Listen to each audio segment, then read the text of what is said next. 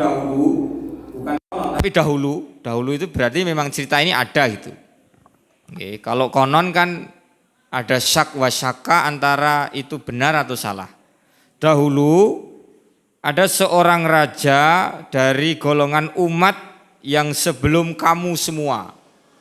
Jadi sebelum Nabi Muhammad diutus, itu ada seorang raja yang dirinya itu punya rohin, punya sahir. Ya.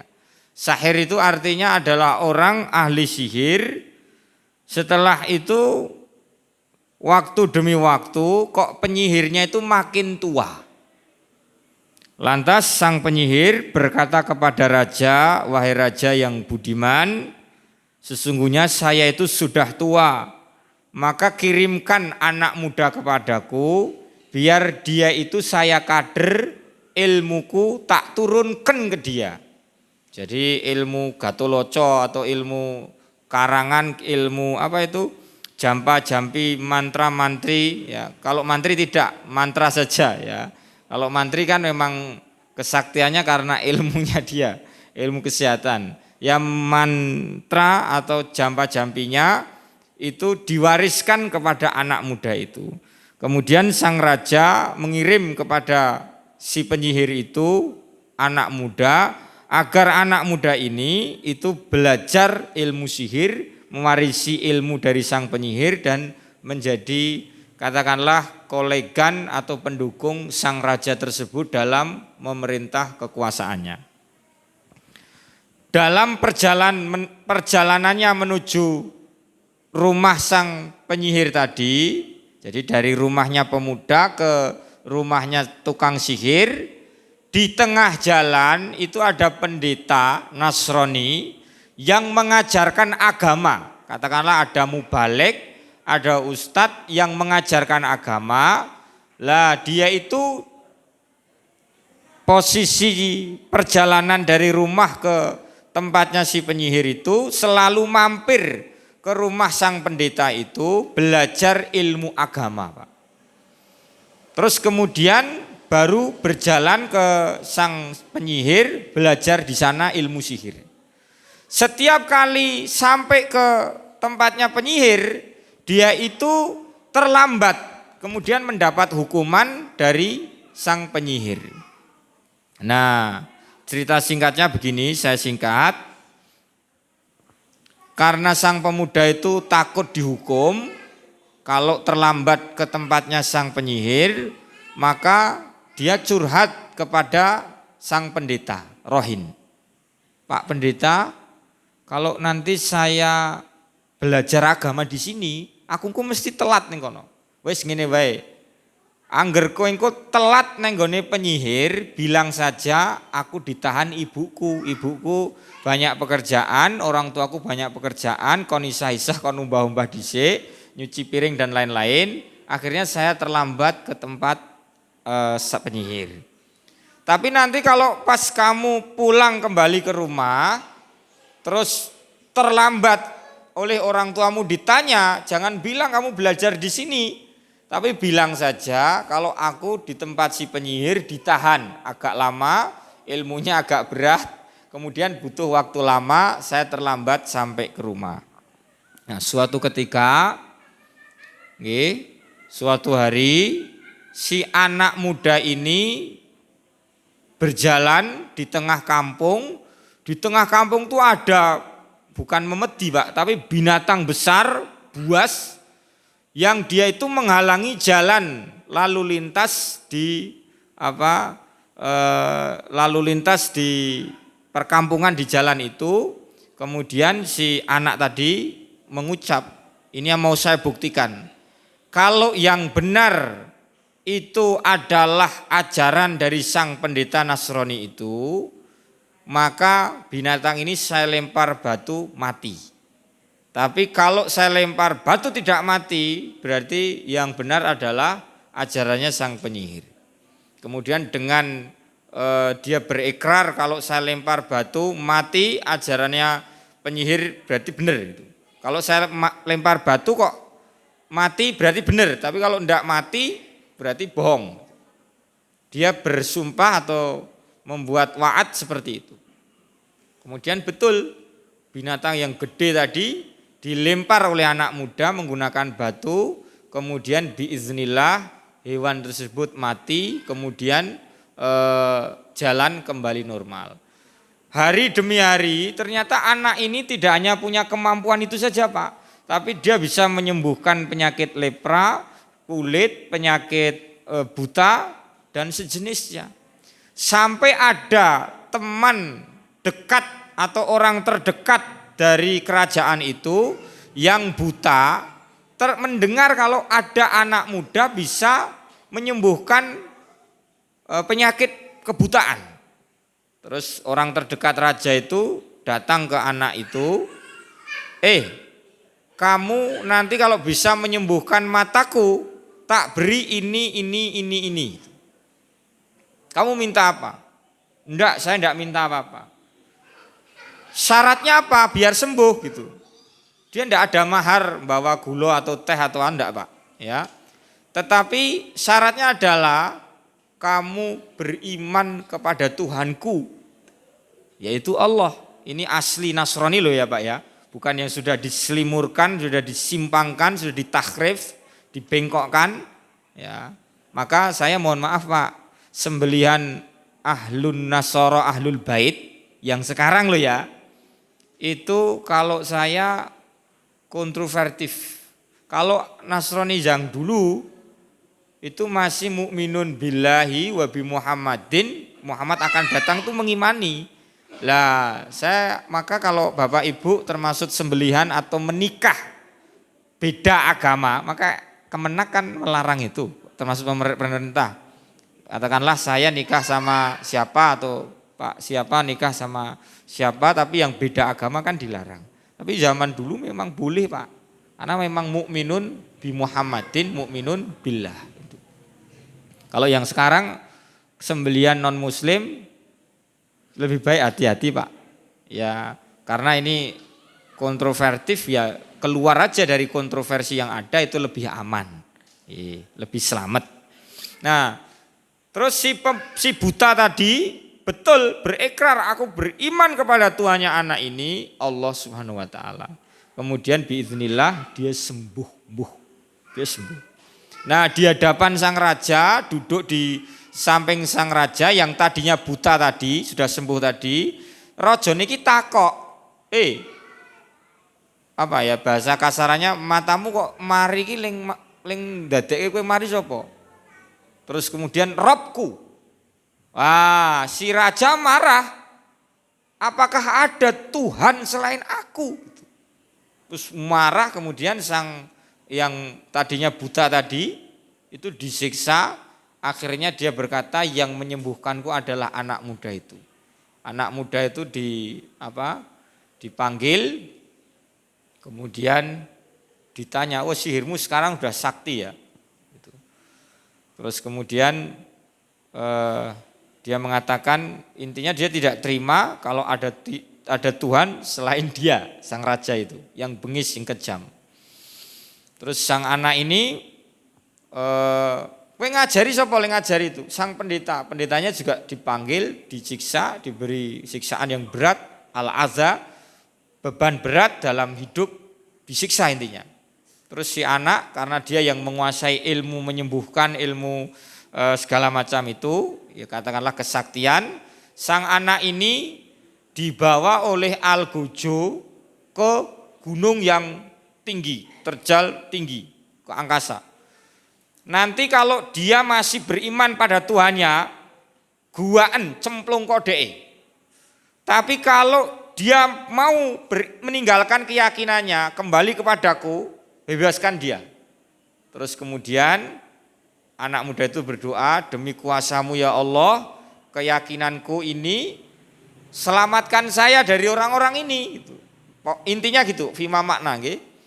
Terus goncanglah gunung itu, bergoncanglah para begundal-begundal atau bajian-bajian dari kalangan raja-raja ini, itu kemudian jatuh gelundung-gelundung karena goncangan di gunung tadi, tapi sang anak selamat, anak muda itu selamat. Terus kembali ke raja.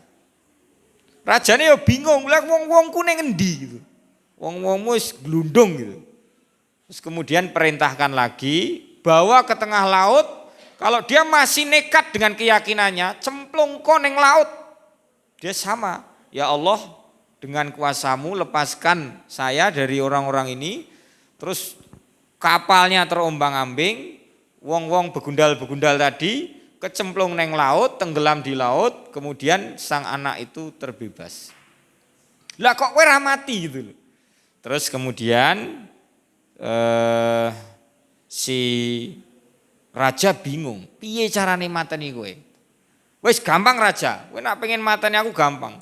Kumpulno wargamu, kumpulkan pendudukmu, warga negerimu ini di tengah lapangan, kemudian panahlah aku ya dengan anak panah yang aku miliki ini. Seraya kamu mengucapkan amantu birabbi hadzal walad. Aku beriman dengan Tuhan atau kepada Tuhan anak kecil ini, anak muda ini. Terus betul saat sang raja mau melesatkan anak panah ini, dia mengikrarkan aku iman kepada Tuhannya anak ini, Allah. Plus itu anakku ya mati Pak. Seketika mati, terus kemudian satu masyarakat itu beriman kepada Tuhan anak itu. Satu penduduk semuanya beriman. Raja marah, waduh nekat beriman pada anak ini akan celaka. Betul, dia menyalakan parit, kobaran api, semua orang nyemplung kono kabeh nak ogah ninggalke keyakinan pada agama tauhid itu. Terus tibalah suatu ketika, ini yang inti hadisnya di sini. Tibalah suatu ketika, ini saya baca Pak, biar saya tidak salah. Hatta ja'at imro'atun wa ma'aha sobiyun laha. Sampai ada ibu-ibu nggendong anak kecil, bayi cek cilik, kon mlebu kubangan siksaan kubangan api tadi. Ibu ya terus dredeg. Wah ya Allah, coba kalau saya mungkin Pak Dwi wis tua-tua ngene iki ya pasrah lah ya. Tapi dia mikir anaknya, dia enggak tega anaknya masuk ke situ. Nah, fataqa asyad antaqa fiha. Dia kemudian ragu-ragu, ameh mlebu ki ragu-ragu. Antaqa fiha untuk jatuh ke kubangan itu tadi. Faqala laha gulam, anak kecil ini, bayi yang kecil, nanti dalam sejarah peradaban manusia, wong bayi iso ngomong ki nek telu Pak. Salah sijine bayi ini tadi yang dikisahkan di sini tadi, terus bayinya Nabi Isa juga bisa ngomong karena ibunya dituduh melakukan perzinaan dan lain-lain, terus dia bisa ngomong kalau ibuku itu tidak berzina, ini adalah karunia dari Tuhan, dari Allah. Termasuk anak ini bisa ngomong. Ngomongnya apa? Ya ummah, wahai ibuku, sob isbiri, bersabarlah kamu ibuku, fa innaki alal haq, kamu ibuku berada di atas kebenaran. Akhirnya mantap imannya, dia melangkah ke kubangan api untuk mempertahankan tauhidnya. Contoh lagi, Sayyid Qutb, terlepas dari kontroversi beliau, karangan beliau ada yang sebagian kontroversi, tapi Qutb itu sampai ke tiang gantungan dia tetap sabar Pak. Padahal di penjara Mesir tuh Pak Arif, mohon maaf, penjara Mesir tuh enggak kok dikei roti atau mungkin seperti penjara di KPK itu enggak. Di sana itu ada takzib. Takzib itu ya dicambuk, disiksa, kemudian dikasih anjing herder. Setelah dicambuk kan bau getih toh Pak.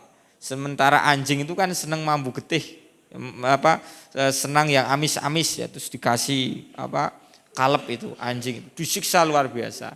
Tapi tetap alhamdulillah Qutb masih tetap punya keyakinan alal haq. Terus kemudian satu lagi yang di Irak itu namanya siapa? Presiden siapa? Yang digantung itu loh.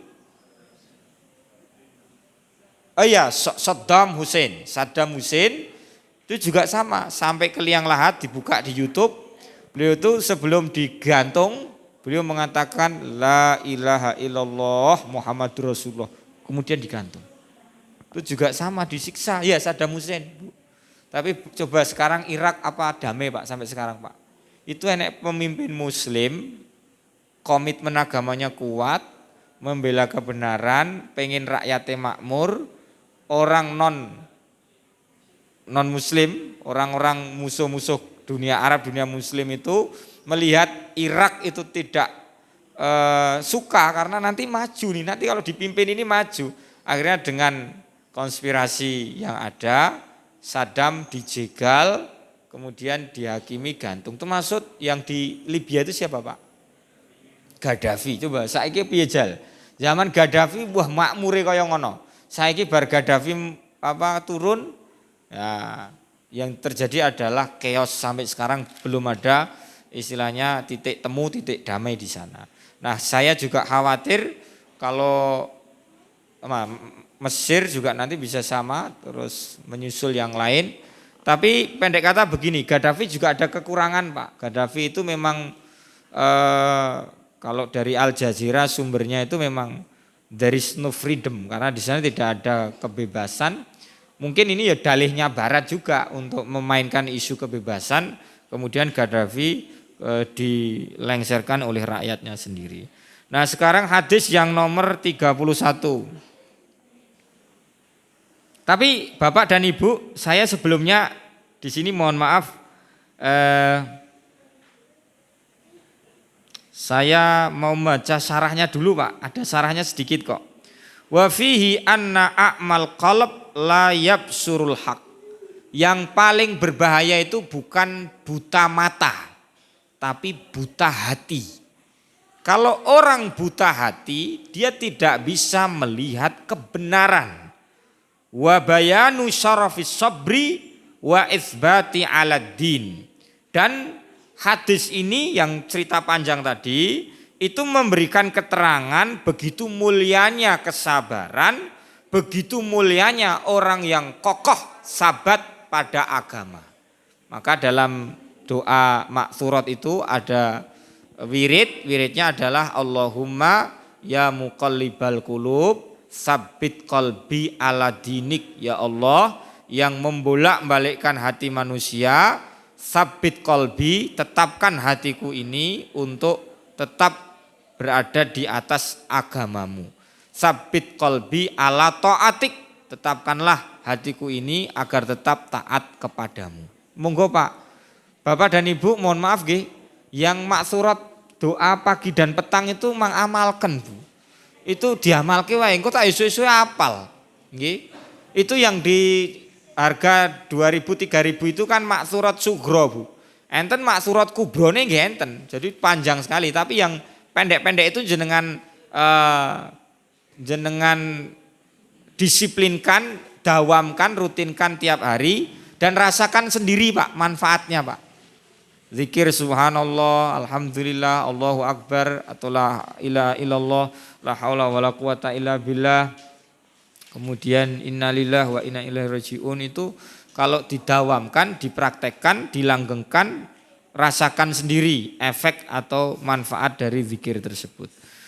Sekarang hadis ke-31. Ya. Hadis nomor 31. Kalau hadis ini sangat pendek, boleh saya baca semuanya kalau itu.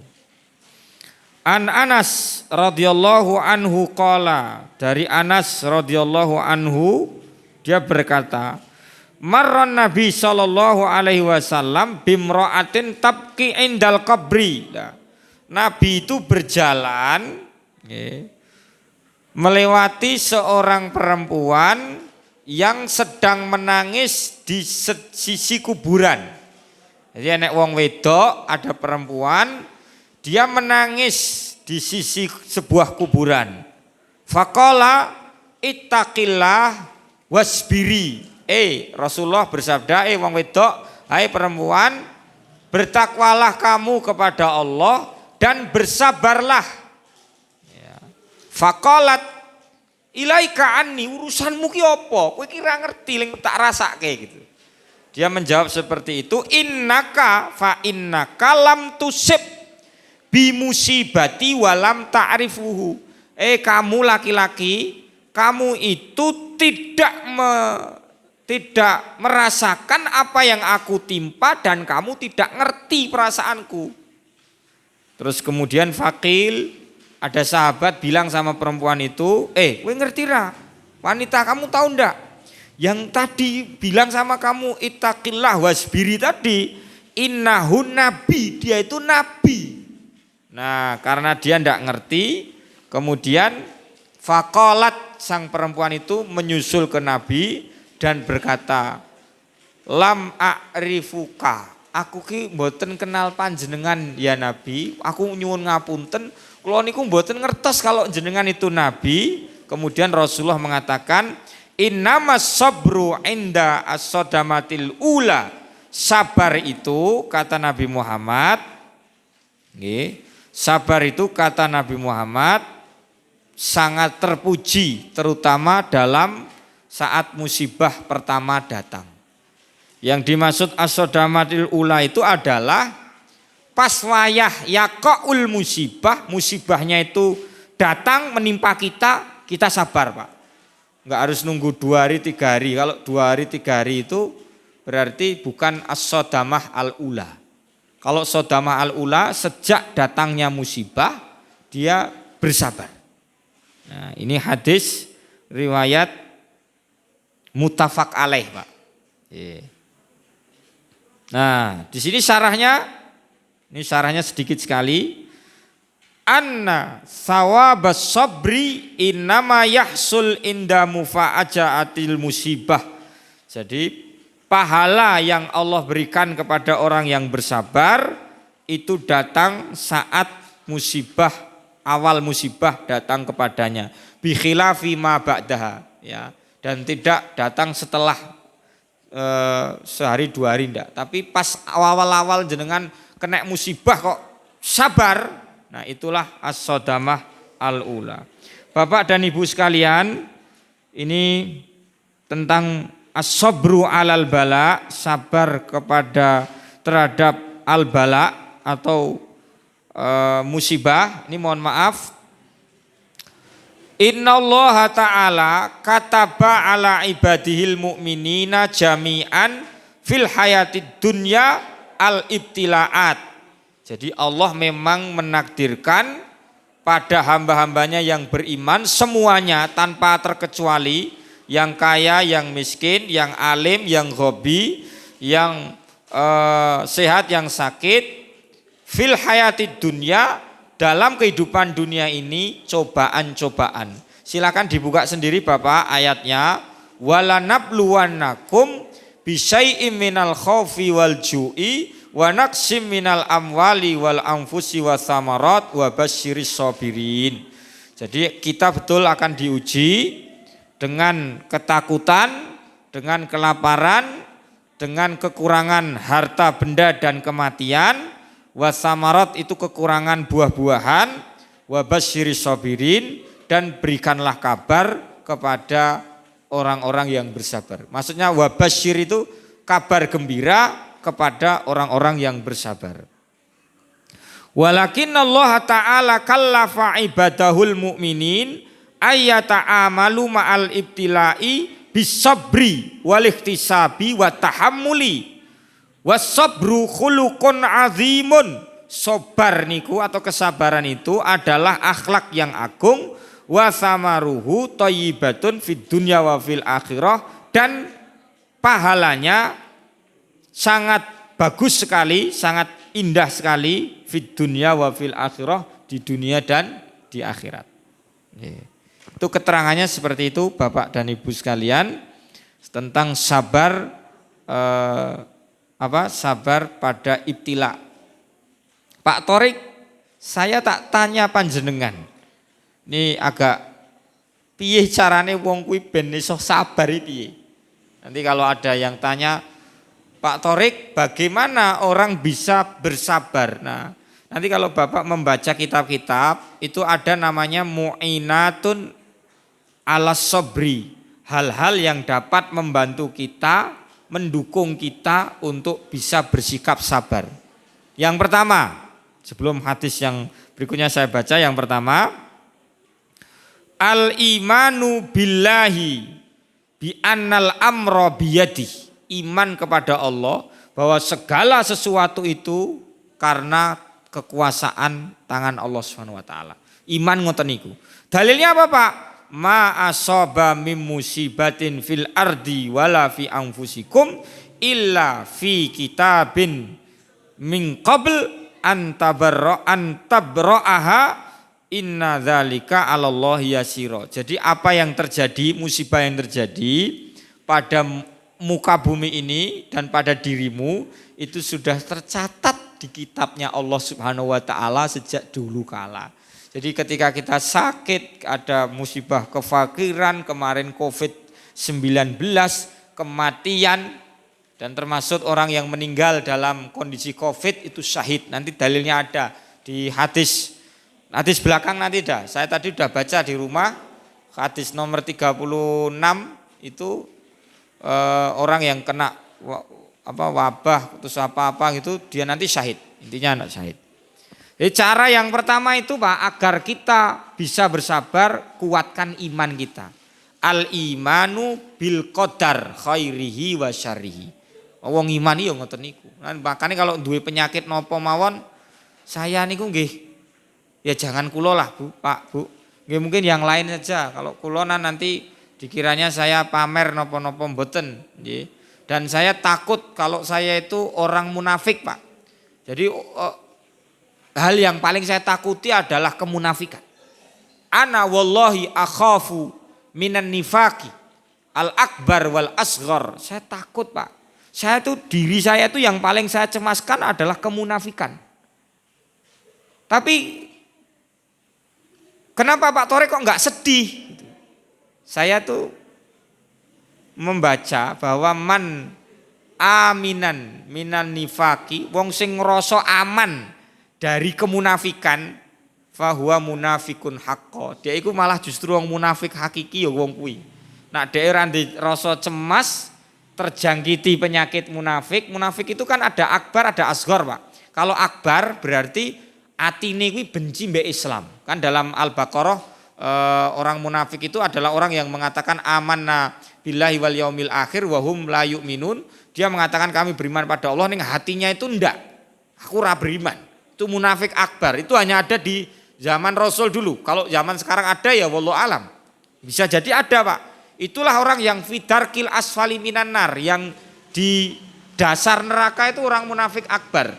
Lah kalau orang munafik asghar itu ciri-cirinya wa idza qamu ilas sholati qamu kusala. Kalau dirinya itu ngerjakan sholat, ya sholatnya itu bermalas-malasan. Karena ya coba jenengan ya bercermin ke pribadi-pribadi masing-masing ya Pak nggih. Apakah kita itu betul-betul terbebas dari ciri munafik? Wala yadhkurunallaha illa qalila, tidak berzikir menyebut nama Allah kecuali sangat sedikit sekali.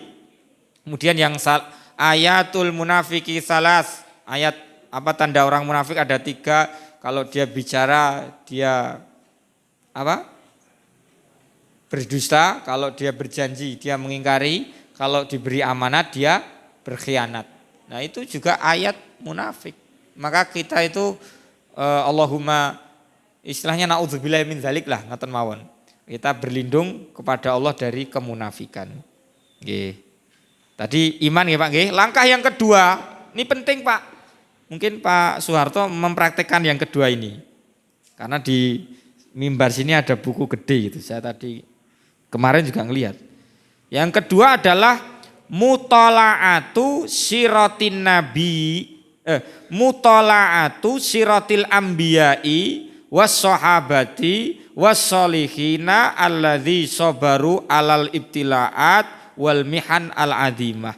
Mutalaah itu membaca, meresapi dengan membaca sirah perjalanan hidup para nabi-nabi, was-sahabati sahabat-sahabat, was-solihina orang-orang soleh, alladzina sabaru alal ibtilaat, di mana mereka-mereka itu bersabar atas musibah-musibah yang diberikan pada mereka. Dengan cara membaca itulah Pak, maka ada Riyadhus Shalihin. Olahragane wong-wong sing soleh, mboten kok jogging atau apa enggak. Tapi olahraga itu kan ada namanya riyadhah badaniyah, riyadhah fisik badan, ada riyadhah akliyah dengan cara tadi membaca, riyadhah ruhiyah dengan cara berzikir Pak. Ya, innallaha ma'as-sabirin, innallaha ma'as-sabirin, mengingat-ingat terus Allah membersamai orang-orang yang bersabar. Nah, ini tak sebutkan 3 saja Pak, sebenarnya ada banyak tapi tak sebutkan 3 aja. Ini yang nomor 3. 4 tak sebutkan 4. Yang nomor 3 al-isti'anah bidzikr wa tilawatil Quran. Bapak kenal Mursi, Presiden Mursi, Presiden Mesir yang terkudeta itu. Itu di penjara. Sebenarnya beliau itu hafal Quran Pak. Quran ada di kepalanya beliau. Tapi beliau minta mushaf, tapi tidak diberi. Karena dalam hidup beliau, aku pengen menyentuh mushaf, kangen demok mushaf gitu loh. Sampai kangen loh Pak. Jadikan Quran itu sebagai sesuatu yang ngangeni. Gitu. Kalau bisa jenengan nyidam atau istilahnya pun apa, kalau maam terus tambah ini pun apa Pak namanya Pak? Tanduk lagi. Kalau membaca Quran kok isoh tanduk, kroso kurang-kurang again and again, berarti itulah halawatul iman fitilawatil Quran. Itulah kenikmatan iman dalam membaca ayat suci Al-Quran. Kalau jenengan bisa ngerasa kok orang ono boseni terus, itulah manisnya iman Pak. Nah di sini caranya adalah dengan berzikir dan membaca Al-Quran. Dalilnya apa? Ala bidzikrillahi tatmainnul qulub. Sesungguhnya ingat ya, ingat bidzikrillah, bukankah dengan berzikir pada Allah hatimu menjadi tenang. Jadi musibah kaya ngopo, tapi kalau banyak zikirnya, banyak baca Qur'annya, tenang. Al-Qardawi itu juga pernah dipenjara loh Pak, 4 kali kalau tidak salah, Yusuf Qardawi. Ya, kalau sekarang apa toh musibah kita itu apa toh Pak? Kalau kita paling apa toh? Padu, sama bojone, mboten. Istilahnya ya musibah kita masing-masing punya lah nggih. Ini yang keempat. Yang keempat adalah ma'rifatu haqiqatid dunya. Ma'rifat hidup di dunia. Ilmu tentang urip ning dunya. Ini surat Al-Balad nih kalau enggak salah. Laqad khalaqnal insana fi kabad. Dan sungguh kami ciptakan manusia itu dalam kabad. Itu apa Pak? Yang hafal Quran di sini ada akhi. Yang juz 30, kabad itu susah payah. Jadi menungso itu memang diciptakan dalam kesusah payahan. Ya tenan toh, saat ini coba lihat kalau pagi itu mesti dalan mriki ngidul wakeh banget Pak. Wes enak arep nyundul. Wong saya tuh kalau ke arah Kali Jambe itu kan ngaler Pak. Terus saya enggak pernah lho Pak. Istilahnya nyaman dengan lalu lintas itu. Sing saka lor tuh wong wah bianter nih kok. Jadi ya waduh gila tenan. Susah payah. Jadi Allah Pak Hardi itu juga pernah merasakan susah payah. Nggih Pak, waktu sini Klaten nggih Pak nggih. Iya. Tuh pendek kata Pak Soeharto pernah malah di mana Pak? Wonosegoro lah nggih, itu pernah susah payah sampai boyoan katanya. Nggih. Seperti itu pendek kata Bapak dan Ibu, memang fitrahnya manusia itu ini mau azan toh Pak? Oh nggih. Saya minta 2 menit lagi nggih. Nggih. Manusia itu memang diciptakan dalam susah payah. Nah Bapak dan Ibu, supaya kita ngerti hakikat dunia piye carane Pak. Monggo nanti malam silahkan Ibu dan Bapak disiplin, mendawamkan, merutinkan, membudayakan bangun malam. Wong sing sering tangi wengi niku Pak, hati nuraninya itu makin tajam, mengasah hati nuraninya. Maka orang-orang zaman dulu atine kok tajam-tajam tuh piye kok iso duwe ilmu tajam, basirahnya bisa terbuka karena malam dia bangun.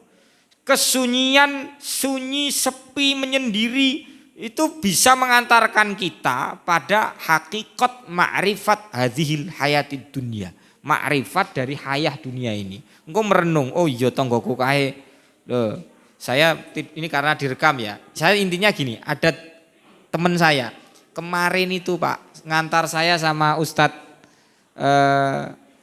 Pak Arif pengajian di situ, saya diantar tilik rencang kulo engkang di ICU. Ada ikhwan saudara yang di ICU, saya tilik gitu. Lah karena kalau pulang saya terlambat ke tempatnya Masjid An-Nur mriku, saya diantar ke situ sama teman saya yang antar. Tadi siang, sore kemarin sehat walafiat. Siang tadi beliau mengalami kecelakaan di Tugu Kris, cedak terminal mriko. Terus saya cerita kalih bojo kula, aduh ya Allah tenan ya, ternyata donya iki ketoke wingi sehat saiki sakit, wingi urip sesuk mati iki. Lah, dengan jenengan bangun malam itu Pak, mempertajam nurani atau hati panjenengan dan akhirnya apa? Akhirnya melihat dunia ini dengan pandangan sejati, ora kamuflase, ya. Sehingga dia tidak, wah ya Allah kalau mengikuti dunia ini kompetisi Pak, serba menekan, dunia kuwi nekan wis to. Jenengan kalau ukurannya dunia tertekan, ya sekali lagi tertekan. Tapi coba berpikir akhirat engko rileks, hidupnya menjadi rileks.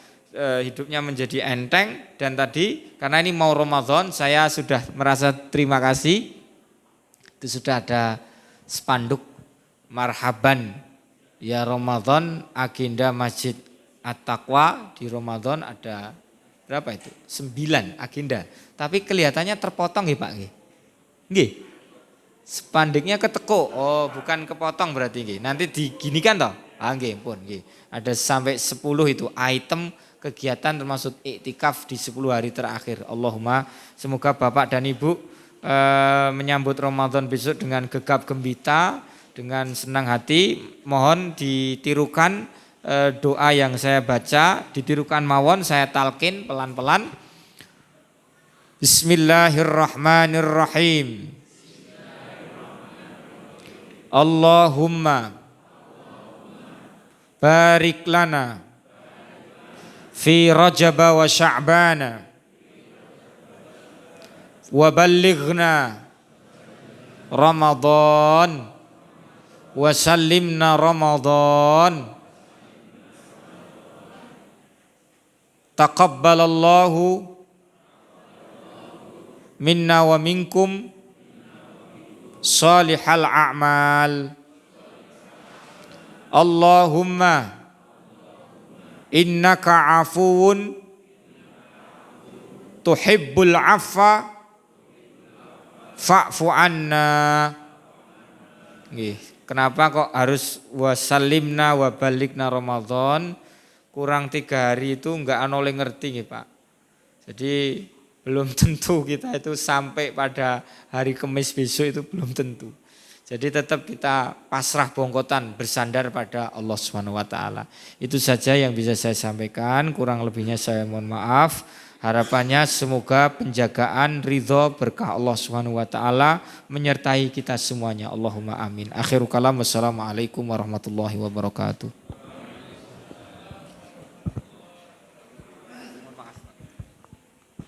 Syukron Ustadz, jazakallah khair, luar biasa. Sabar, untuk bisa sabar nek kamu nek wau sepindah napa nggih? Iman terhadap qadar. Tadi itu sudah ketentuan Allah, ya, kita harus mempercayai itu, terima, nggih. Jadi enggak usah ngeluh, enggak usah yang lain-lain. Terus yang kedua napa nggih? Membaca, nggih. Membaca sirah Nabi. Karena dengan membaca, insya Allah itu juga akan menguatkan. Yang ketiga, dzikir dan membaca Al-Quran. Ya, jadi supaya sering dzikir, apalagi pas tahiyatun nafas yang disampaikan oleh Ustadz Mukarram Ridho itu juga zikir itu luar biasa pahalanya, ya bisa menghapus segala dan semuanya. Terus membaca Al-Quran, membaca Al-Quran dibiasakan. Ini terutama yang sepuh bisa gabung di sini ba'da maghrib sampai isya, dan nanti pas Ramadan kita tadarus bersama-sama di sini juga. Terus yang terakhir, yang keempat tadi nopo? Biar sabar tadi. Memahami hakikat hidup. Wah, berusaha bangun malam. Usahakan, maksimalkan bangun malam. Insya Allah menyendiri, berkolawat dengan Allah. Ya, bermesra-mesraan dengan Allah. Bangun malam. Sulit dipaksakan, nanti kalau sudah terbiasa enak.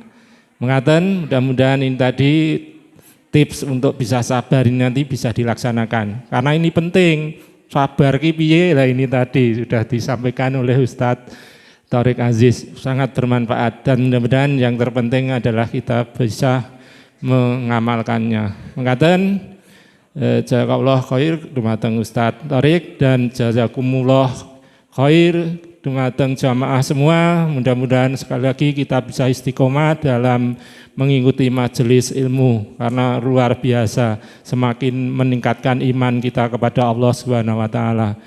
Dasarnya iman, kita kalau yakin dengan keimanan itu apapun akan kita laksanakan, bangun malam akan kita laksanakan, sholat berjamaah akan kita laksanakan, apapun itu karena iman. Mengaten, akhirnya monggo kita akhiri majelis pada malam hari ini dengan baca hamdalah dan doa kafaratul majelis. Alhamdulillahirabbil alamin. Subhanallahumma wa bihamdika asyhadu an la ilaha illa anta astaghfiruka wa atubu ilaik. Billahi taufiq wal hidayah. Assalamualaikum warahmatullahi wabarakatuh.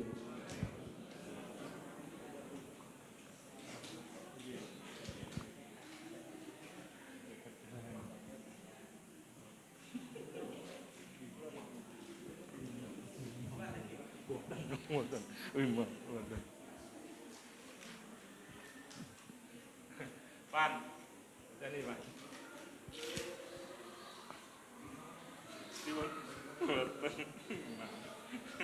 Bulog biasa di. Saya kena ngopi. Jeruk apa? Jeruk.